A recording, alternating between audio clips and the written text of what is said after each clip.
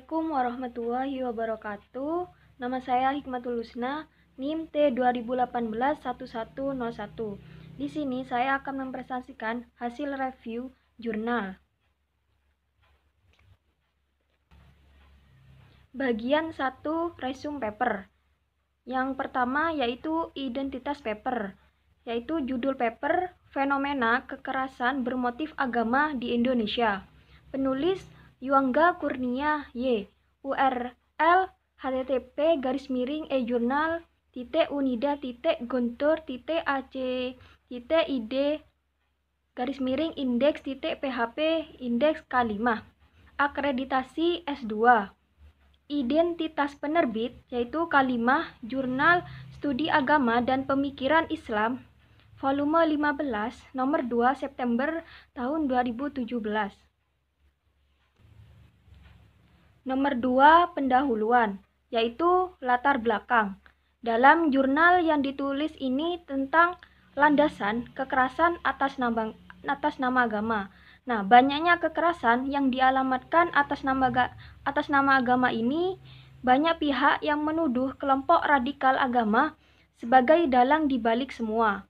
Nah, belakangan ini radikalisme ini dan fundamentalisme ini agama seakan menjadi sinonim dan terorisme dan ekstremisme, dan adanya praktek keagamaan yang tidak sesuai dengan fitrahnya. Rumusan masalah dan tujuan masalah. Yang pertama, apakah seburuk itu arti radikalisme dan fundamentalisme menjadi sinonim dan terorisme dan ekstremisme dalam agama? Yang kedua, bagaimana solusi terhadap kekerasan atas nama agama? Yang ketiga yaitu metode penelitian, yaitu jenis dan pendekatan penelitian. Melalui kajian pustaka yang bersumber data dokumentasi dan literatur. Nah, di situ dijelas bahwasannya penulis menggunakan metode penelitian menggunakan penelitian kualitatif. Sumber data dan jenis data. Yang pertama, data primer, yaitu kajian pustaka. Yang kedua, data sekunder, dokumentasi dan literatur. Objek penelitian memuat tentang fenomena kekerasan bermotif agama yang sekarang terjadi di Indonesia di Jalan Dr. Cipto Mangunkusumo, Kelurahan Sengkotek, Kecamatan Samarinda, Seberang, Kalimantan Timur pada tanggal 13 November 2016 jam 10 waktu Indonesia Barat. Informasinya melalui Menteri Agama yaitu Lukman Hakim Saifuddin. Teknik pengumpulan data yaitu dokumentasi. Data dan teknik analisis data, yaitu penulis menggunakan teknik analisis data Miles dan Huberman, yaitu data kualitatif yang dilakukan secara interaktif dan berlangsung secara terus-menerus sampai tuntas, sehingga datanya jenuh. Yang keempat yaitu teori. Nah, teori psikologi agama yang digunakan peneliti yaitu mengutip pikiran dari Wilfred Caldwell Smith yang senada dengan Yongki Karman. Sudah saatnya mengembalikan agama ke fitrahnya dan fungsinya semula. Temuan lapangan atau hasil. Nah, bahwasannya radikalisme ini dalam agama memang diperlukan sebagai bentuk penghayatan dan kepatuhan terhadap Tuhan dan doktrin-doktrin agama. Nah, sikap ini mulai berbahaya bila bersinggungan dengan fundamentalisme dan paham ekstremisme, sehingga melahirkan apa yang disebut fundamental radikal ekstremisme yang melegalkan kekerasan fisik. Nah, kekerasan fisik itu sendiri yang sering dialamatkan kepada agama adalah suatu kesalahan. Agama merupakan faktor pemersatu umat dan salah satu institusi yang berwenang dan berkewajiban menyebarkan kedamaian di muka bumi. Nah, kewajiban agama dalam menyampaikan sejarah, ajaran kasih sayang dan perdamaian dirasa lebih besar dan isi serupa karena agama merupakan interpretasi dari perintah Tuhan, Sang Pencipta semesta. Misalnya adalah agama Islam, Kristen, Buddha, dan Hindu mengajarkan banyak ajaran tentang kasih sayang. Hanya sesama manusia, namun juga makhluk ciptaan Tuhan.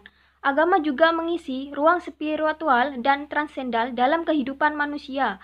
di mana yang tidak dapat diisi dengan berbagai kemewahan fisik dan materi. Sehingga dengan beragama seharusnya seseorang akan merasa lebih tenang, lebih spiritual dan batiniah yang nantinya berimplikasi pada perkataan dan perbuatan yang tidak berdasar emosi dan hawa nafsu belaka. Nah, jiwa yang miskin dan akan spiritualis agama ini cenderung melahirkan kekerasan atas nama agama.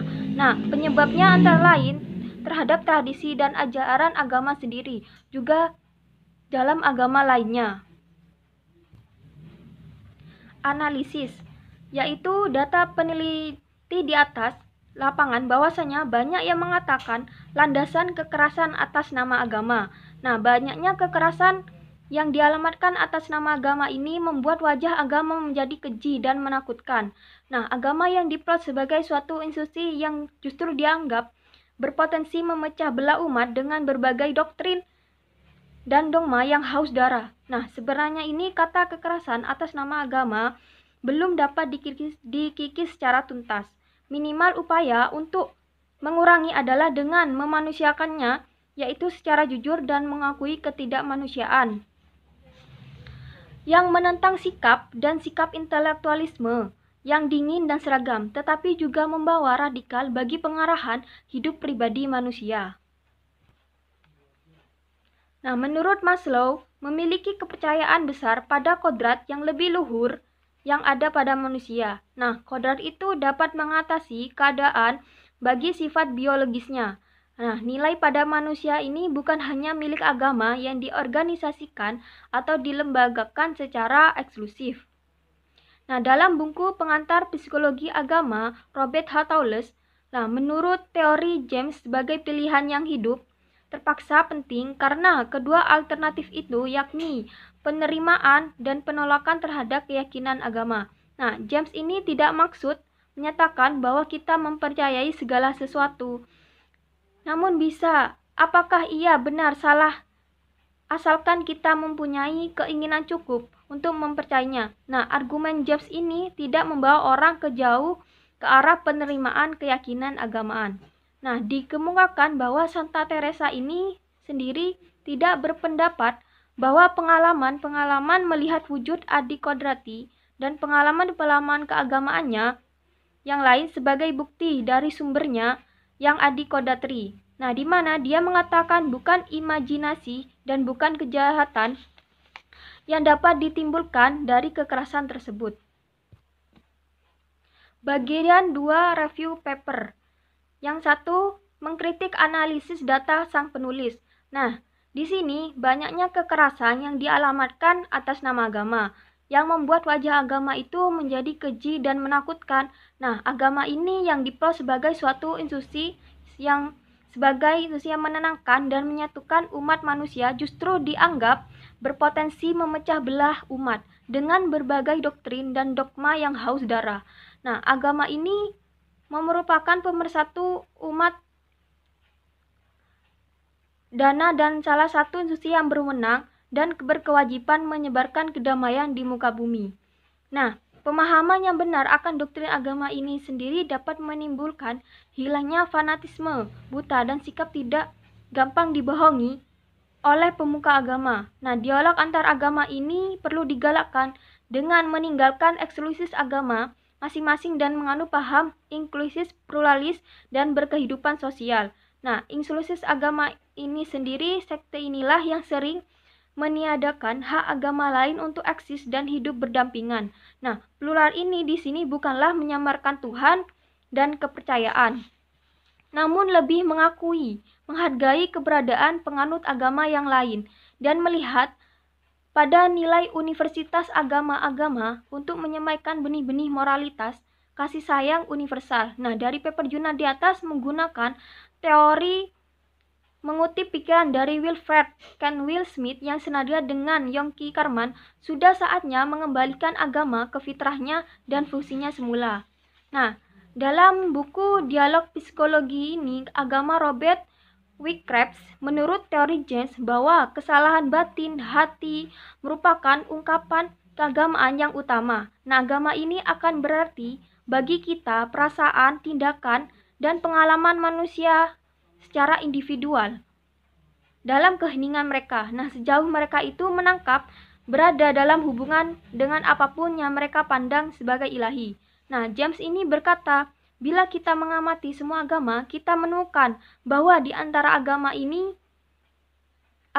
ada perbedaan besar di dalam pemikiran, tetapi perasaan di satu pihak dan perilaku di pihak lain hampir selalu sama. Nah, pada orang saleh contohnya, entah dari pengikat aliran Stoik, dari penganut agama Kristen, Buddha, praktis tak dapat dibedakan dalam hidup mereka.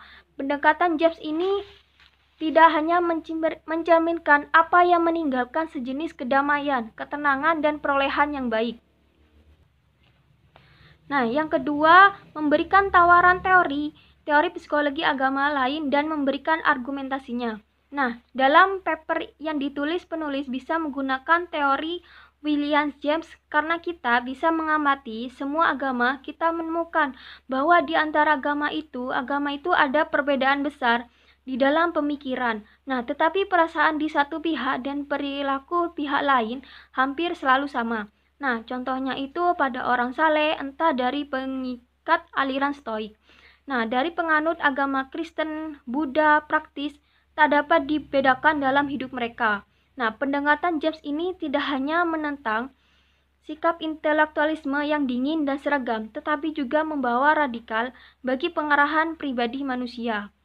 Bisa juga menggunakan teori Maslow, di mana teori Maslow ini memiliki kepercayaan besar pada kodrat yang lebih luhur ada pada manusia, yaitu kodrat itu tak dapat mengatasi keadaan dan sifat biologisnya. Nah, nilai pada manusia bukan hanya milik agama yang diorganisasikan atau dilembagakan secara eksklusif. Terima kasih hasil presentasi review dari jurnal saya. Mohon maaf atas kesalahan. Wassalamualaikum warahmatullahi wabarakatuh.